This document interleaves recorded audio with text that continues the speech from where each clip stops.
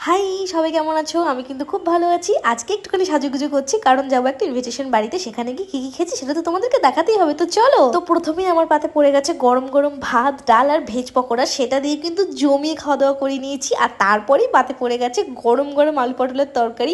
সেটাও কিন্তু দুর্দান্ত খেতে ছিল। এবার কে এসছে? আশা করি তোমরা সবাই বুঝে গেছো, মাটন।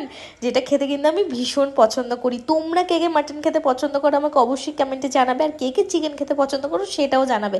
তবে আমি কিন্তু মাটন খুব পছন্দ করি। এবং সত্যি কথা বলতে আমি এডিটটাও এখন করতে পারছি না, তার কারণ আমার জিভ দিয়ে মোটামুটি জল পড়েই যাচ্ছে প্রায়।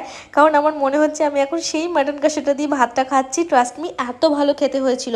তো তোমরা দেখতেই পাচ্ছ কত সুন্দরভাবে মাটনটা কিন্তু সেদ্ধও হয়েছিল। আর এইভাবে ঝোল দিয়ে মাখিয়ে খেতে না, উফ। তো আমি তো এখানে আমার মাটন ভাত এনজয় করছি। আর তোমরা কে কোথা থেকে আমার ভিডিও দেখো সেটাও কিন্তু আমাকে কমেন্টে অবশ্যই জানিও। আর আমার এই ভিডিওগুলো তোমাদের কেমন লাগছে সেটাও কিন্তু জানিও। এবার পাতে পড়ে গেছে চাটনি আর পাঁপড়।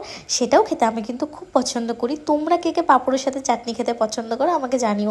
অনেক অনুষ্ঠান বাড়িতে দেখেছি শুধু শুধু চাটনি দেয়, সেখানে পাঁপড়টা স্কিপ করে। বাট এখানে কিন্তু দুটোই দিয়েছিল। তারা সবাইকে ভালো থেকে